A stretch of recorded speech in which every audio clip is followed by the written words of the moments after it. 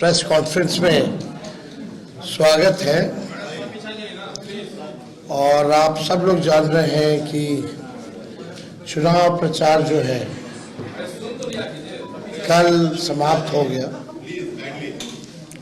और कल यानी 11 नवंबर को मतदान होना है।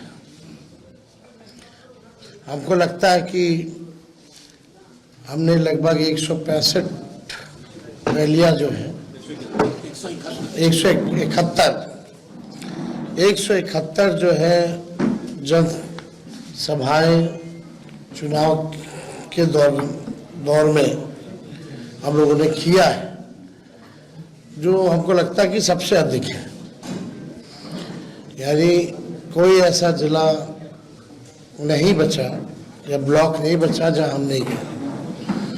और हर जगह लोगों का जो मूड देखने को मिला वो बदलाव कर रहा, बढ़ चढ़ करके, चाहे कोई जात के भाई हो, कोई वर्ग के हो, कोई धर्म के हो, सब लोगों ने पहले चरण में जो है मतदान किया। और एक ही बात थी कि 20 साल पुरानी जो सरकार है, 20 साल में सबसे ज्यादा गरीबी, पलायन, बेरोजगारी, ना कारखाना, ना फैक्ट्री, ना उद्योग, ना धंधा, सबसे ज्यादा पलायन, शिक्षा चिकित्सा चौपट, प्रति व्यक्ति आय में सबसे पीछे बिहार। यानी आप कह सकते हैं कि बिहार के लोगों का ये कहना है कि 20 साल राज करने के बाद भी एनडीए ने बिहार को सबसे अंतिम पायदान पर लेकर के गया।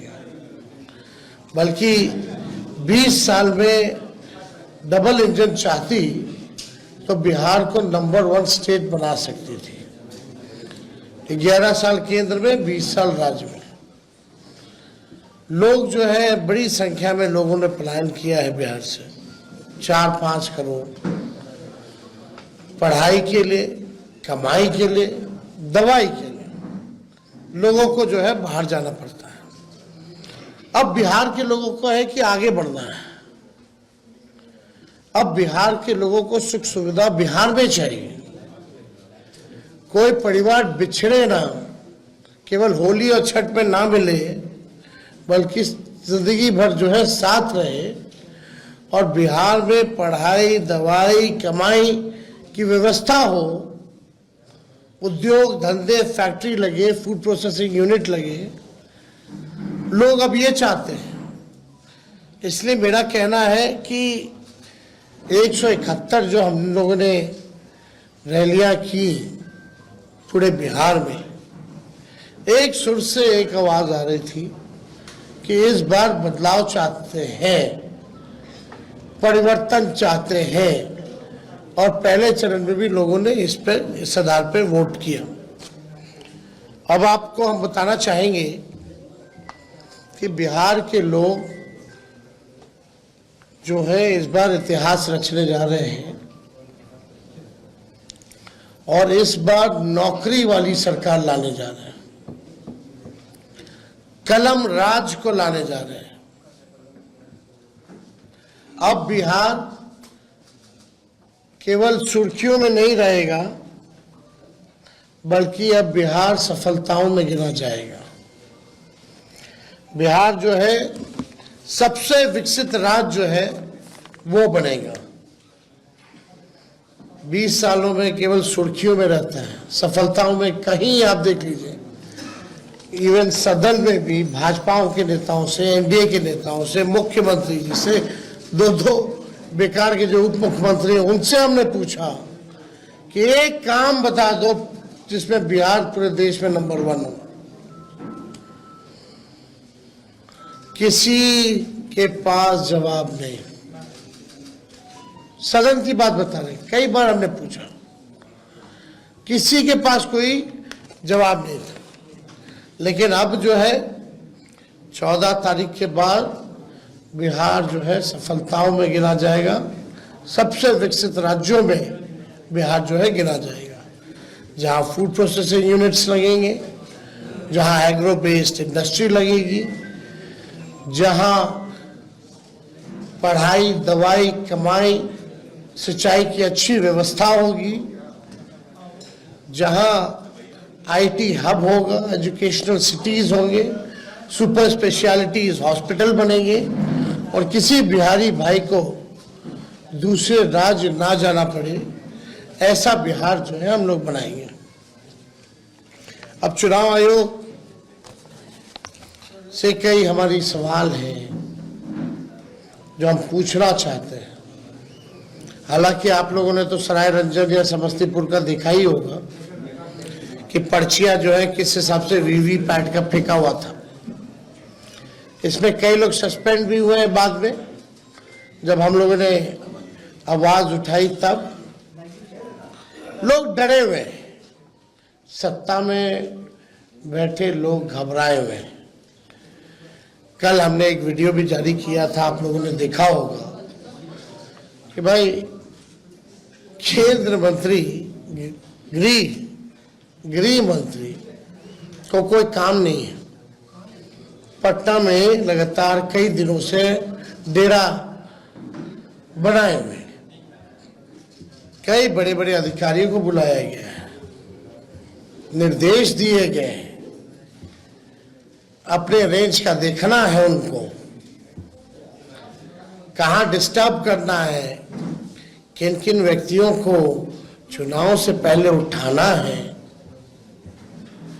मतलब सीएम हाउस से भी एक आध रिटायर्ड अधिकारियों द्वारा लगातार फोन जा रहा है बड़े बड़े जिला के अधिकारियों को,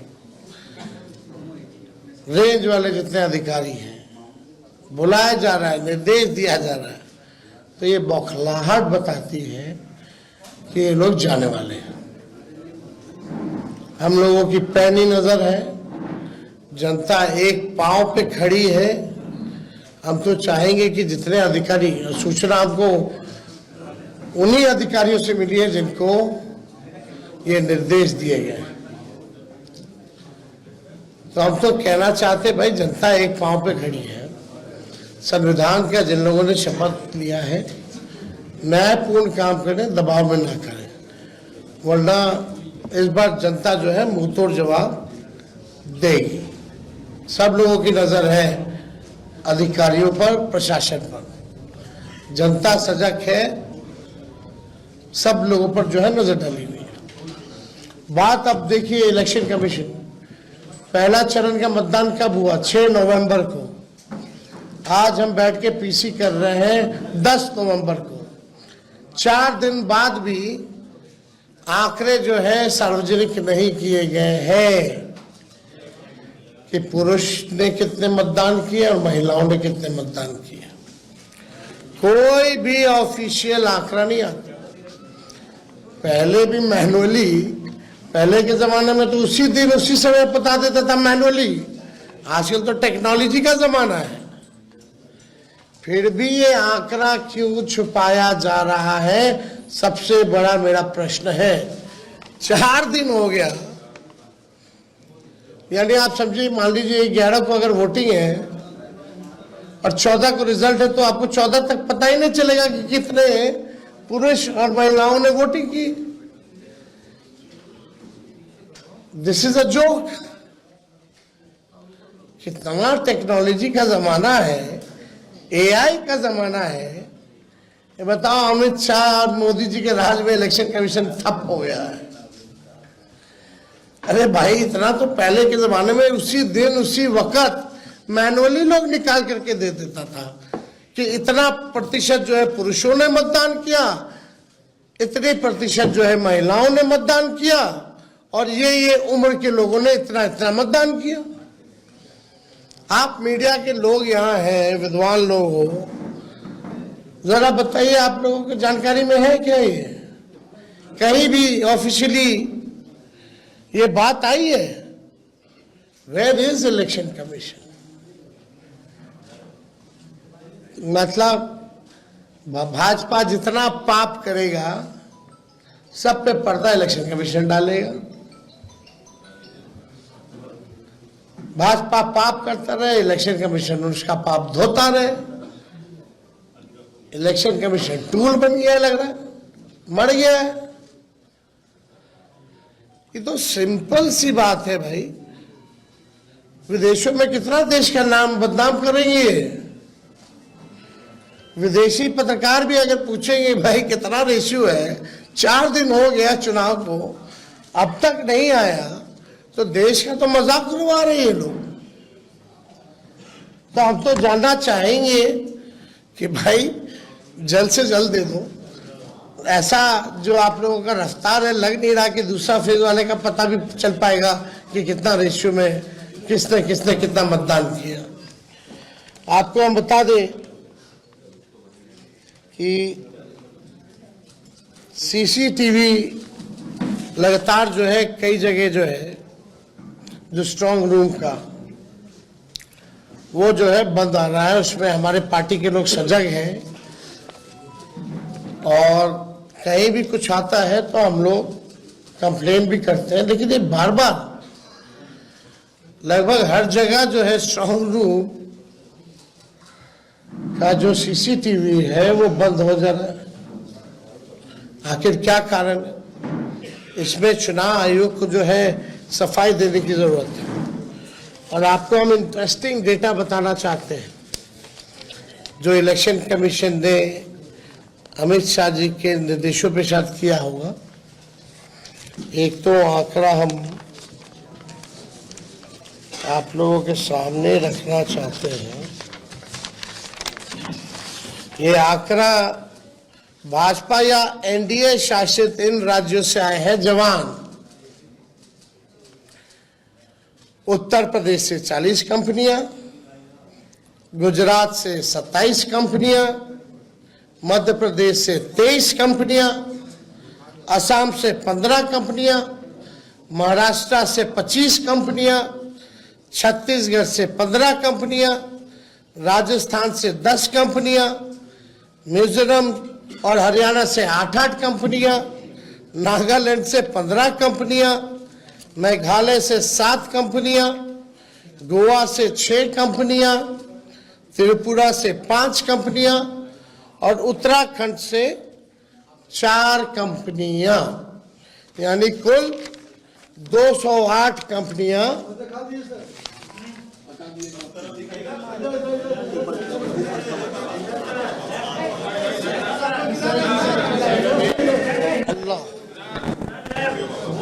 चलिए देखिए, यानी 208 कंपनियां भाजपा शासित राज्यों से उनकी पुलिस आई है। पहले बिहार विधानसभा चुनाव 2025 में सुरक्षा और निगरानी की व्यवस्था के लिए ये गंभीर सवाल जो है खड़ा हुआ है। ये गंभीर सवाल खड़ा हुआ है। बंगाल, कर्नाटका, तमिलनाडु से क्यों नहीं मंगाए भाई? झारखंड बगल में है, यूपी कहाँ रहा है, मध्य प्रदेश कहाँ रहा है, झारखंड अब बंगाल का क्यों नहीं रहा? दोनों बॉर्डर के इलाके में है। तो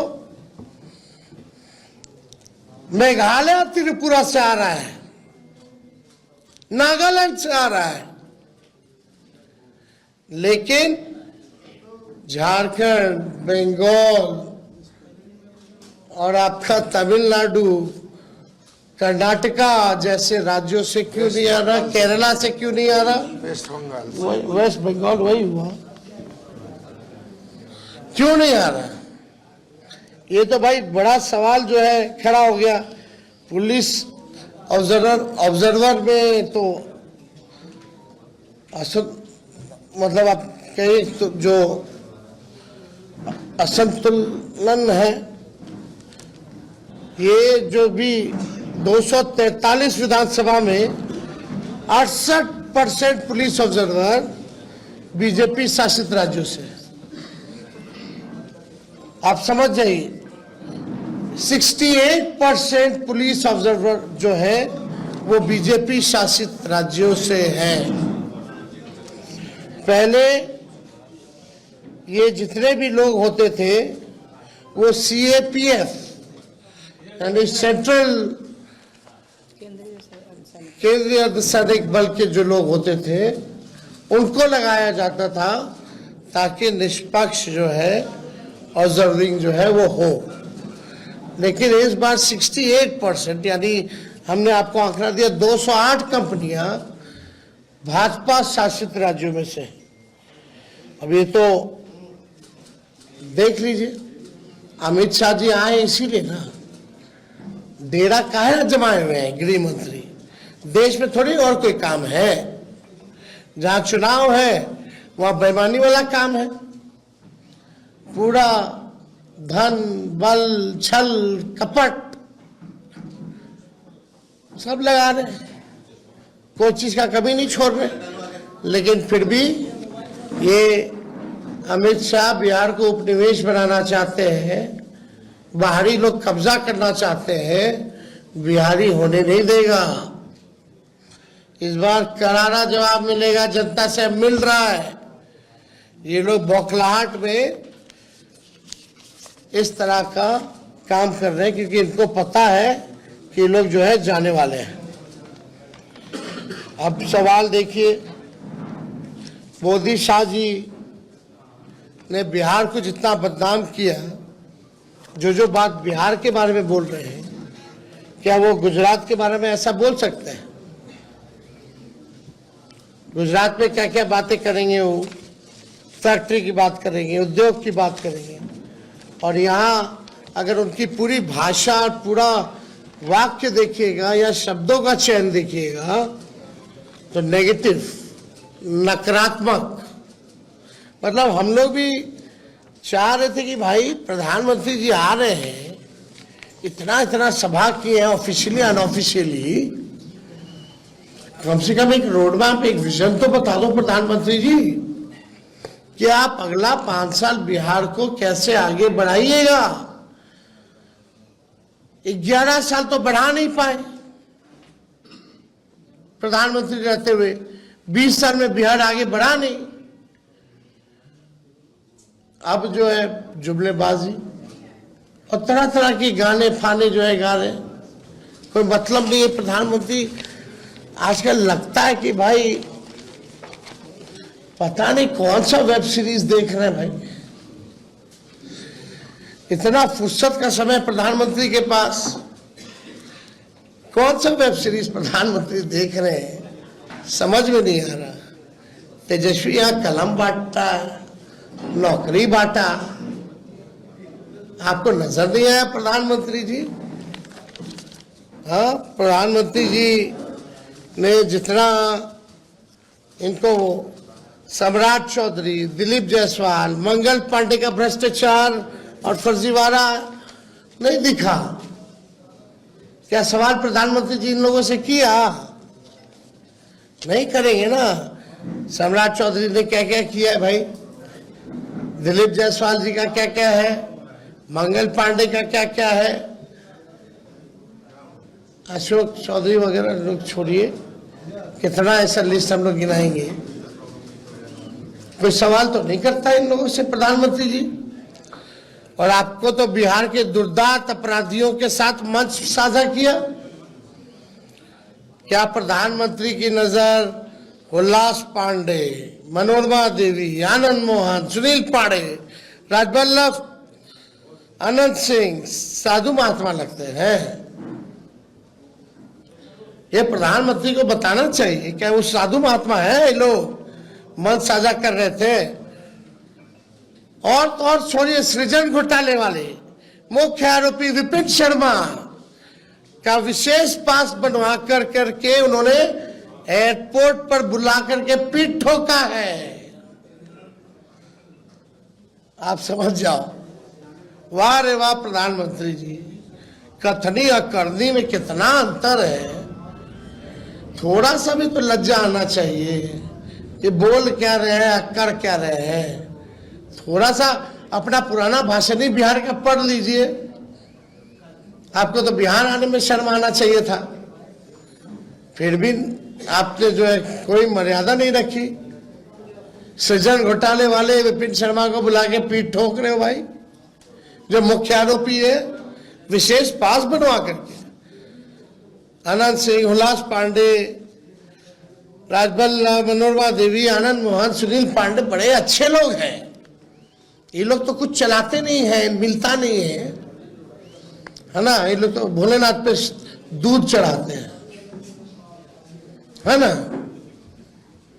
वही है, भाजपा में जाओगे तो पाप धुल जाएगा। गंगा जी में नहाइएगा, गारंटी नहीं है कि भैया पाप धुले कि ना धुले, लेकिन आस्था हम लोगों की है गंगा जी के प्रति। लेकिन ऐसे ऐसे लोगों की आस्था गंगा जी से ज्यादा मोदी जी और अमित शाह में है। कुछ करेंगे, पाप धुलने की गारंटी जरूर है। यही हो रहा है। अब हम क्या क्या हम बोले, अब तो हमको तो बोलना भी ठीक नहीं लगता। अब बताइए, 30,000 करोड़ रुपया चुनाव में रिश्वत दी गई, 10-10 हजार रुपया, टोटल कितना? 30,000 करोड़। चुनाव आयोग मौन, चुनाव के दिन भी खाते में आ रहा है पैसा 10,000। ये रिश्वत नहीं है तो और क्या है भाई? फिर भी जनता इनको करारा जवाब दे रही है। क्या इन लोगों ने नहीं किया इस पूरे चुनाव में? दिल्ली में 1 साल हो गया, दिल्ली में क्या क्या वादा इन लोगों ने किया था? महिलाओं का पैसा नहीं दिया अब तक। अमित शाह ने कहा कि भाई यूपी चुनाव में उन्होंने कहा था कि भाई दिवाली और होली पर सिलेंडर जो है मुफ्त में दिया जाएगा। जरा जाके यूपी वालों से पूछो बगल में कि सिलेंडर मुफ्त में मिला कि नहीं मिला। और इन लोगों ने रिश्वत जो दी है तो कर्जा है, वो तो ये लोग इंटरेस्ट के साथ लेंगे। लेकिन तेजस्वी जो माई बहन मान योजना के तहत देगा, 14 जनवरी का तारीख आप लोग याद रखिए। सरकार तो हम ही लोग बना रहे हैं। माई बहन मान योजना के तहत मकर संक्रांति दही चूड़ा वाले दिन अपने माताओं और बहनों के खाते में 30,000 रुपया डाला जाएगा। और ये आर्थिक न्याय के तौर पे महंगाई से सामना करने के लिए उनको सहयोग राशि दिया जाएगा। और ये निरंतर जो है ये प्रक्रिया चलती रहेगी, हर महीने चलता रहेगा। उसने 1 साल का एक साथ 30,000 रुपया हम लोग दे रहे हैं, यानी महीने का 2,500 के हिसाब से 12 महीने का 30,000। तो ये हम लोग तो करेंगे ही करेंगे। लेकिन आप देखिए स्थिति जो है क्या से क्या हो गया है। अब पूरे विश्व में नरेंद्र मोदी ने बिहार और बिहारियों को गाली दिलवाने का काम किया। लगता है प्रधानमंत्री जी आजकल असला बारूद और तोपखाने वाले डिक्शनरी पढ़ रहे हैं। और हमने पहले भी कहा कि भाई हो सकता है कि वेब सीरीज भी देख रहे होंगे। प्रधानमंत्री जी को नौकरी, रोजगार, विकास की बात करनी चाहिए। ये हम लोग जो है चाहते हैं कि भाई कम से कम इस पे हम लोगों ने कोई बात नहीं सुनी कि प्रधानमंत्री जी ने क्या बात की। देखिए साफ तौर पे हम लोग जब आएंगे तो जिस परिवार के पास सरकारी नौकरी नहीं है उस परिवार में एक सरकारी नौकरी हम लोग दिलाएंगे। हर जात हर धर्म में बेरोजगारी है। इसका मतलब ये है कि हर जात हर धर्म में नौकरियां मिलेंगी। तेजस्वी सबको साथ लेकर के चलेगा। माई बहन मान योजना का हमने बताया। जीविका दीदियों को मानदेय 30,000 रुपया किया जाएगा, स्थायी किया जाएगा। जो समूह है, जो कैडर है, जो दिन रात काम कराती है सरकार, उनके लिए, अन्य जीविका दीदियों के लिए, कैडर समूह के लिए 2,000 मानदेय। और जो इंटरेस्ट जो लेती है, देना पड़ता है उनको, वो इंटरेस्ट जो है माफ किया जाएगा। और 5 लाख रुपए का बीमा हम लोग कराएंगे। इससे पहले हम लोगों ने ये ओल्ड पेंशन स्कीम जो है OPS, वो हम लोग लागू करेंगे। OPS को लागू किया जाएगा। जो अभ्यर्थी जो बहाली के लिए होंगे उनका फॉर्म जो है 0 निःशुल्क फ्री कर दिया जाएगा। फॉर्म फीस नहीं लगेगा। जो भी आपके किसान हैं, सिंचाई के लिए बिजली का इस्तेमाल करते हैं, वो बिजली जो है उन किसानों के लिए मुफ्त जो है वो की जाएगी। जो जनप्रतिनिधि हैं, जैसे त्रिस्तरीय पंचायत के लोग हों, ग्राम कचहरी के लोग हों, इन सब का जो है पेंशन भी मिलेगा और इन सब लोगों को जो है हम लोग जो मानदेय जो है दुगना हम लोग करने का काम करेंगे। टैक्स वगैरह जो हो गए उन लोगों को जनप्रतिनिधि का दर्जा हम लोग जो है देंगे। तो हम लोग कई ऐसी योजनाएं, बेटी योजना हो, माँ योजना हो, ये सब योजनाओं को हम लोग जो है लागू करेंगे। आरक्षण को हम लोग जो है, इन लोगों ने तो खत्म कर दिया, भाजपा के लोगों ने, हम लोग जो है आरक्षण को लागू करेंगे।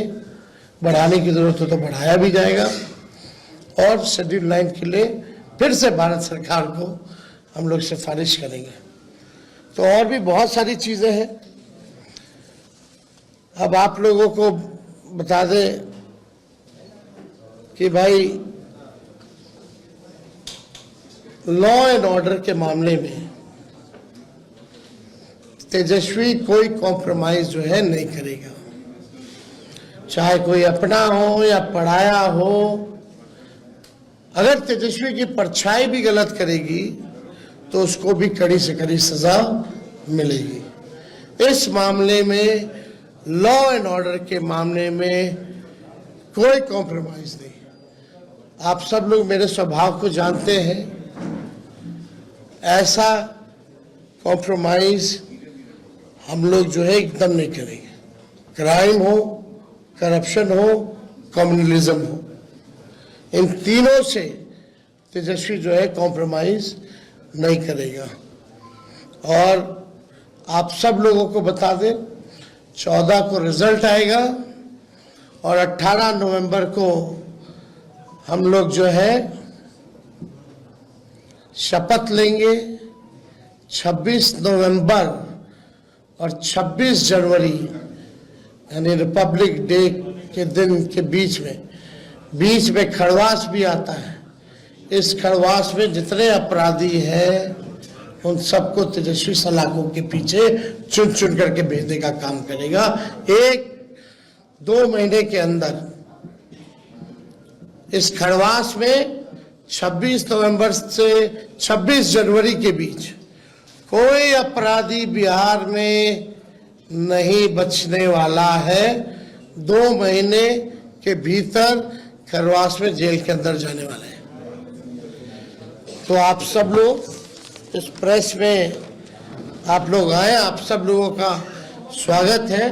और हमको लगा कि भाई पूरा चुनाव का जो अनुभव जो रहा वो आप लोगों से हम लोग जो है साझा करें।